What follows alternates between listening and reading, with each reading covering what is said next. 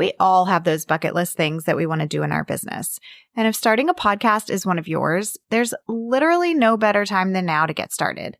If you have a phone or a computer, you can start a podcast. But let's make sure you get started the right way and create a show that's going to thrive for years to come. For the month of October, you can join my online program, the Podcasting for Educators Prep School, and get a huge bonus for free. Voxer support from me through the end of the month. Not only will you get instant access to my step-by-step instruction on how to launch, manage, and grow a podcast, but you'll be able to contact me directly through the Voxer app to ask your individual questions. If you aren't familiar with Voxer, it's a free walkie-talkie style app that you can use from your phone. But hurry up and join us soon, because the sooner in the month that you join, the longer you'll have that one-to-one support from me. Head to podcastingforeducators.com/prep school or check the link in the show notes. Whenever we talk about podcast data, your mind probably goes straight to your download numbers. But in reality, there's so much more that you can look at. I've had several episodes on this podcast talking about different data points to look at, especially inside of your host and on listening apps like Apple Podcasts. But today we're going to look at data in a little bit of a different way. Kierra Conover is joining me to talk about what you can track that's outside of the norm to help drive decisions around marketing your podcast. She also shares a few ways to track whether or not your podcast is generating sales. And for those of you who haven't yet launched your podcast, you'll hear how you can use your existing email and social data to help strategically launch your show. There are lots of great takeaways in this conversation, so get ready to maybe listen to this episode a couple of times. I usually don't like when people say to take notes while you're listening because it's a podcast and you're probably not going to take notes, but you might want to at least get out the Notes app on your phone and jot down a couple of ideas that come to you as you listen. Here's a little bit about Kierra. Kierra is formerly a marketing strategist for Banana Republic and Gap and is now the proud owner of KLC The Studio. With over 7 years in billion-dollar marketing and experience managing high-profile campaigns featuring celebrities like Gwyneth Paltrow and Kanye West, she has leveraged her expertise to establish a boutique agency. KLC The Studio specializes in marketing, data, and launch consulting. They help service providers, coaches, and product brands maximize their sales through data-backed marketing strategies. Whether you are somebody who absolutely loves to look at data or somebody who avoids it at all costs, I promise that there will be something in this episode that you can take and apply to your podcast, to your business. Let's get started. Your podcast is a powerful tool that serves your audience and your business. But how do you manage it all, bring in new listeners, and convert those listeners into customers? That's what this show is all about. Welcome to Podcasting for Educators. I'm Sarah Whitaker, classroom teacher turned podcast manager, and I'm here to help you get the most out of your show, all while making an impact on other educators. Hey, Kierra, welcome to the podcast. Thanks so much for being here. Hi, thank you for having me. Absolutely. So we are going to be talking about things outside of the norm that you should be tracking when it comes to making decisions about marketing your podcast. So I'm excited for this conversation because this isn't really a topic that we've touched on here on this show before.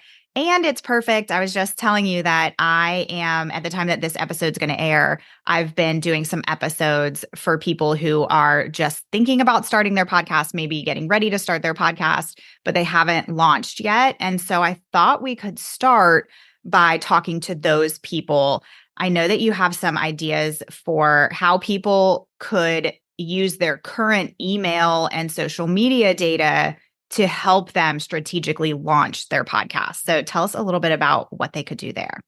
Yeah. So I always like to say the first thing that it is that you should have is definitely 2 data touch points that you're utilizing to drive any decisions with your marketing. The first one being obviously what you're learning on social media and what you're like the analytics that it is that you get from social. So like your impressions, your reach, also like the analytics that you get from your email, your opens, your clicks. Those are always good foundational touch points to be able to look at what's getting the most opens, what's getting the most clicks, and try to utilize whatever messaging or content that it is that you put that got good reach or got good comments utilizing that and sort of taking that information and then repurposing it into maybe, a podcast episode where you dive deeper into the topic or you give a different perspective and things like that. So that's always like the first good data point that anybody can use when they're trying to think about how can I take content that it is that I've already created, or how do I know what content to maybe turn into a podcast or elaborate more on a podcast? Always start there with what is your email analytics saying and your social analytics saying, right?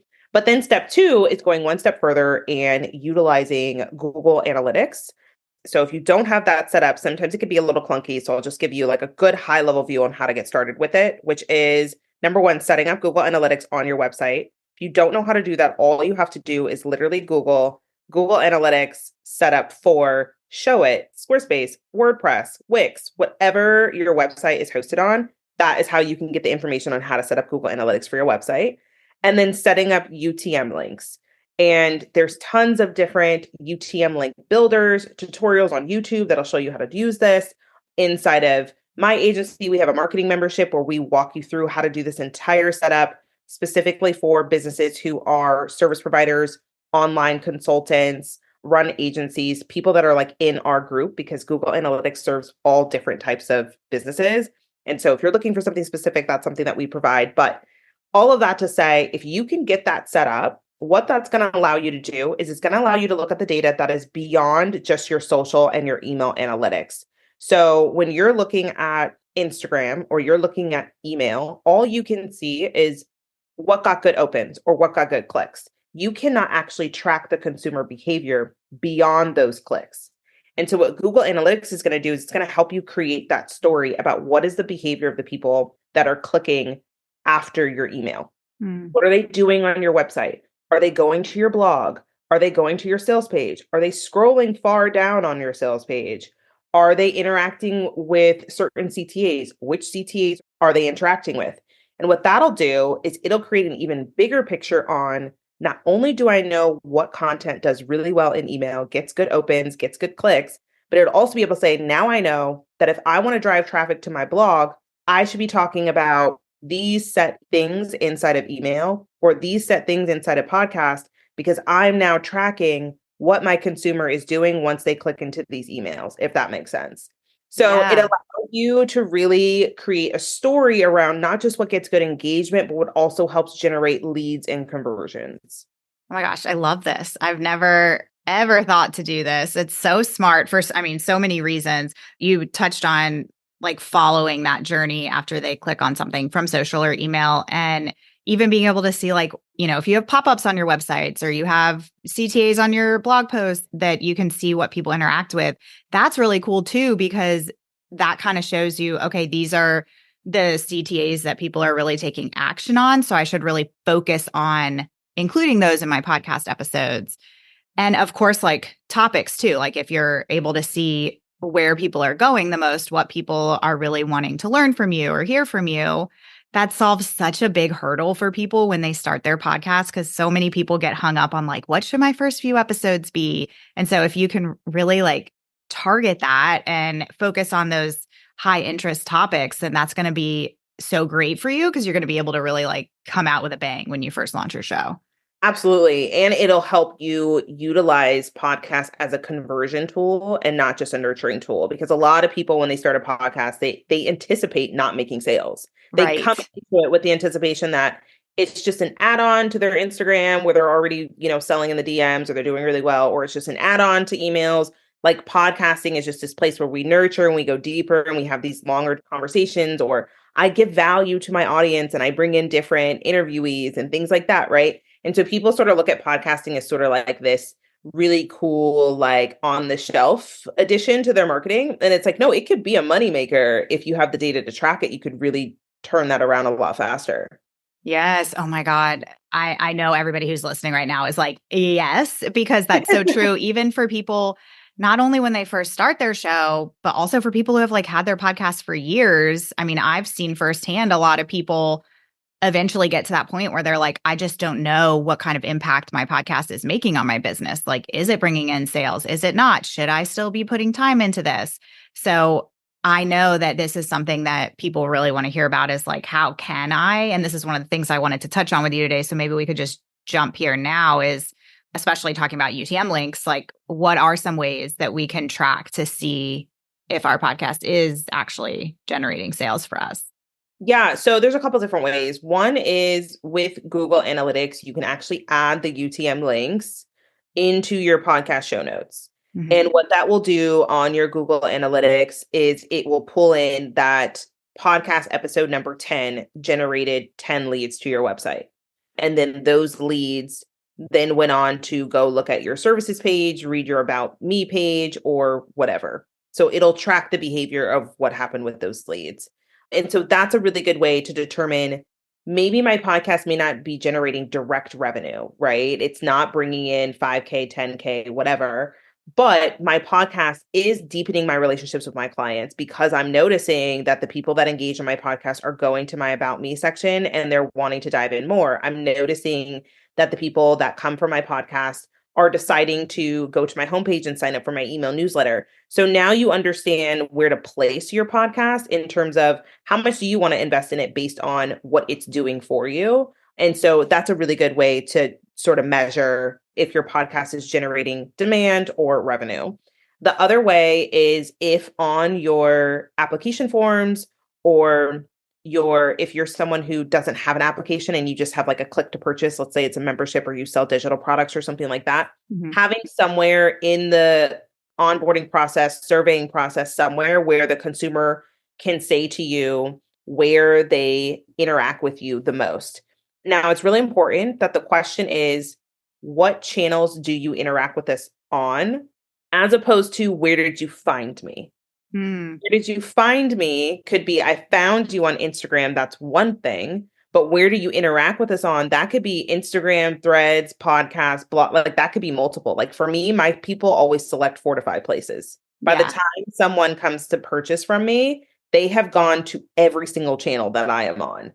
And so it's really helpful for you to understand, is my podcast being selected? Are they paying attention to that? What are they choosing when they say, hey, I finally decided to buy with you? What are all the channels that they're saying that they're tuning into by the time that they've made that decision?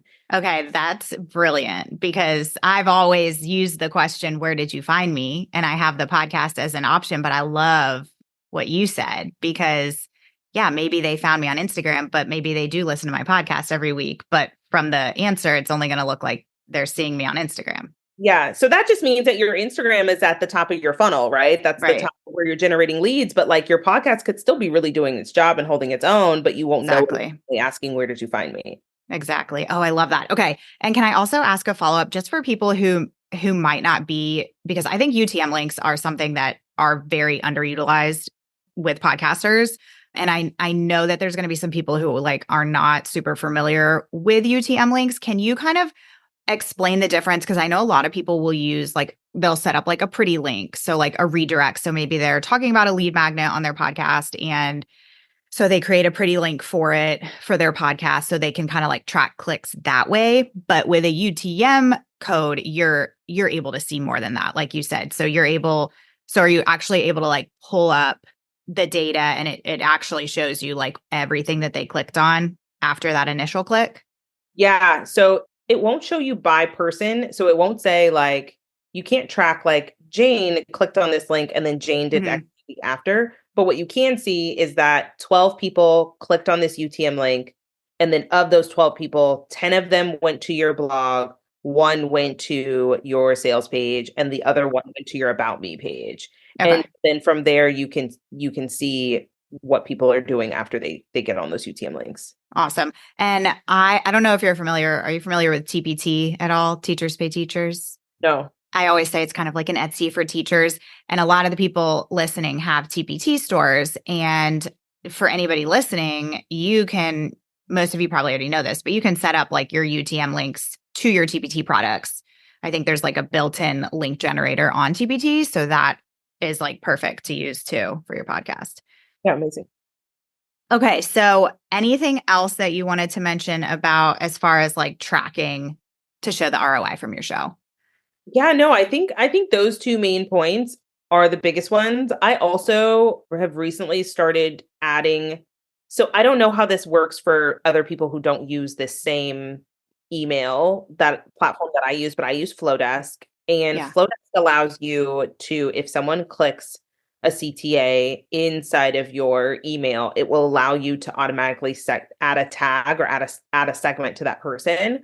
I'm sure various other platforms have something similar, but what I've been able to do is I also have a private podcast. And what I've been doing is I've been adding a CTA for people to join the private podcast. And so anyone who clicks that link, I have them segmented into interested in private podcast segment.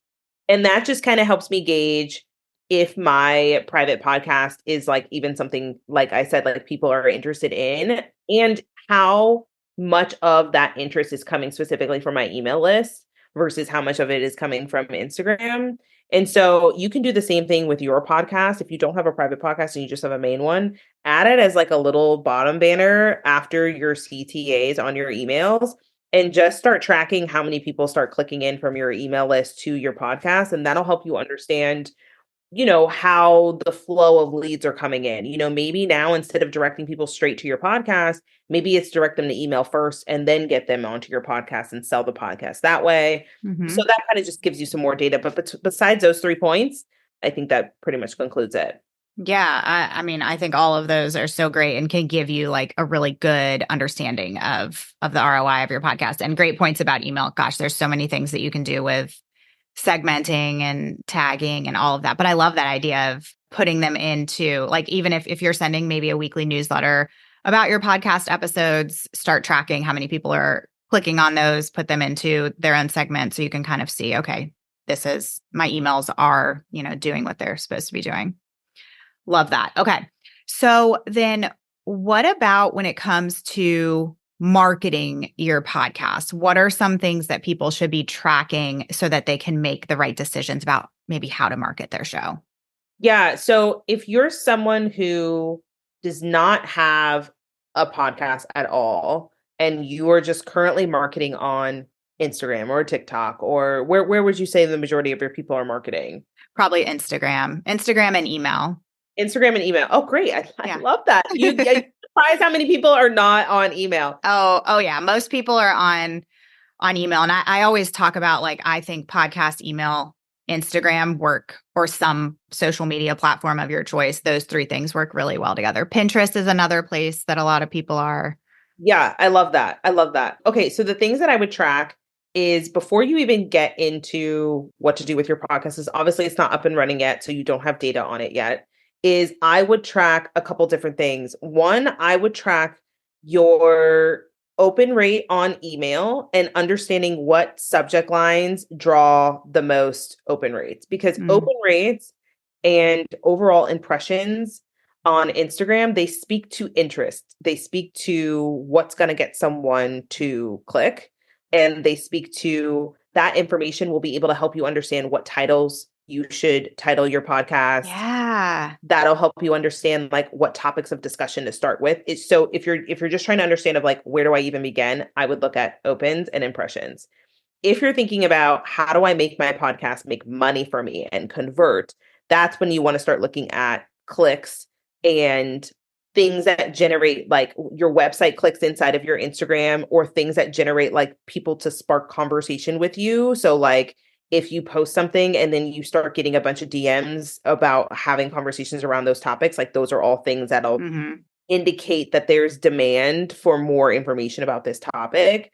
And then same thing with email with clicks. And then of course, if you are able to do this, the part 2 of analyzing the Google Analytics data, that will definitely help you understand that more. So I think that there's always 2 different goals that people need to factor in, and where do they want to start when they're adding on any marketing platform is, do you want it to be a lead gen pool, or do you want it to be converting? Because those 2 things require 2 different types of strategies. If you're just trying to get interest and you're like, I'm already really good on killing it on Instagram, but at this point, I want the podcast to be a space where people can get to know me more intimately, or hear my thought leadership, or hear my opinions on things.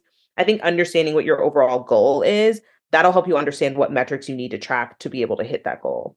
Yeah, I think that's a really good point, because also, like, don't take the time to set up UTM links if you're not even going to like look at them and use them, or if you don't necessarily care about that. Yeah. I also love what you said about like looking at your open rates and seeing maybe what subject lines were hooking people in, as well as like I'm thinking, okay, maybe like look back at some Instagram reels that you've done, and maybe certain ones have done really well because of the hook that you put on your reel. That would be perfect for an episode title. Those are really two good places to focus on and look at for episode titles. And episode titles are so hard for people anyway. They always second guess them. Yeah, you know what I do is that when I have a new client and we're trying to generate some ideas, is we take their top, like literally we do exactly what it is that we just said. We take it, we compile a list of it, we dump it into ChatGPT, and we ask Mhm. it to tell us what are all the common themes in between these titles, and then Ooh, give me 20 podcast titles to go along with this. And it'll pop out to you what your different podcast titles can be. And sometimes what I'll do is I'll actually take a podcast title that's formatted in a way that I really like it, either if it's a question, because podcast titles that do really well are ones that literally are the exact same thing that the person is thinking yes. when, Questions do really well. Yeah. yes, questions do great, or like things that are like statement stuff. Like I just did one and I was like, my launch was a total flop. Here's what happened. Yes. Here's what I'm doing about it. Like people are like, oh, click, I want to see, like, or Yes. behind the scenes of my quarter, or like you're kind of like narrating a story. People love those. And then people love questions, right? So sometimes I'll take podcast episodes, and this is obviously for people who already have one, but sometimes, or if you don't have one, go to someone else's pages that you really like and you're like, I binge everything that they say, and then take their episode titles and say, tell AI to generate you titles that like resemble this same format and Yeah. or content. And then that's how you can come up with some podcast title ideas. Oh, I love that idea. And even, I mean, if you're an existing podcaster, like going into your host and looking at maybe like your top 10 or 20 episodes, and then do what you said, put in a chat GPT, ask it to generate some like subtopics off of those episodes. Yeah. Love it. So smart. So many good things. Okay. Is there anything else that you want to touch on that we haven't gotten to yet? No, I mean, I think that's pretty much it. It's pretty straightforward, honestly. I think a lot of people think data is like super complicated, but it's pretty straightforward. You just got to know how to look at it and analyze it from there and understand what you want out of it.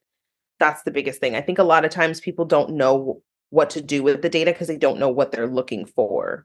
And it's like, what do you want to know? It'll tell you a million and one different things. You just have to understand what you want to know. Right. And it sounds simple, but I know so many people are not tracking these kinds of things. Or if they are, it's living in a spreadsheet somewhere. And then, like you said, they just don't, like, they're just staring at numbers and they don't know what to do with it. How often would you recommend people look at this kind of data? So if you are selling your offers on Evergreen, meaning anyone can buy them at any time, then I would say look at the data quarterly, because Hmm. that's when you're going to have a large enough pool to actually be able to make a clear assessment. If you were someone who launches, I would say looking at the data from the time that you start your pre-launch to the time that you close your cart. Hmm. Yeah. Awesome. Perfect. Well, thank you so much. I feel like there was so much like good actionable things that people can listen to and then go try it out for themselves. I know I've got some things that I want to start doing after talking to you Yeah. about this. Yeah. Perfect. Okay, before we start wrapping up, I always end our episodes with something that we're loving and something that we're listening to. So I'd love for you to share something that you're loving right now. It could be, anything, a routine, a show, a recipe, anything that you're enjoying. Ooh, let's see. Okay, this is going to sound strange, but I have been trying to do different things with my hands when I'm watching television because I love to snack. Like, I am someone that just loves the process of just taking like a bag of chips and eating while I'm watching TV. Yes. And as we go into fall, that's the more cozier season. And so of course, I want to eat more. I'm at home, I want to have Yeah. soup, do all the things. And so to prevent myself from snacking, I have picked up all of these like different like habits. So I've got puzzles, I've gotten into adult coloring, which has been really, really fun. Yeah. It's like, and it's adult coloring by numbers. So it's like creative enough, but I also don't have to think because the Oh, I numbers tell. love that. Yeah. So Yes. it's like perfect. So I can like watch TV, color, and it's like I can still like relax and unwind. And then the other thing I've been doing is I've been playing solitaire. Mm, And I have like not realized how much I love having cards and like shuffling the card, like just giving my hand something to do Yes. has been really, really healthy for me. So those are all different things it is that I've been incorporating into my day-to-day routines. And I've been doing them away from screens. That's been another thing. So like Mm, I don't do adult coloring on the iPad. I literally have color pencils, paper, and I'm coloring. And then same thing with solitaire. So that's been really, really fun for me to have some like space away from screens and also like do something that, is relaxing I without love needing. that. I love those. And I love all of those things. Like puzzles are so much fun. I haven't done one in so long. And solitaire, I used to play the like computer solitaire all the time when I Yeah, was younger, but I like the idea of actually using cards. What a hard. concept. Yeah. Instead Yeah. of being on a screen. Yes. Love it, love it. And I mean, those things, if you were to do any of those things while you're like sitting on the couch watching TV, it also prevents you from like sometimes I'll watch TV and I'll also like find myself scrolling on my phone. Scrolling I'm on like, Instagram. what am Yeah. I doing? What am I Doing doing? nothing. Yeah. Yeah. So I'm like, keep my hands busy with other things besides food. Yes. Okay. Love that. Love that. All right. And then what is something that you're listening to or that you've listened to recently?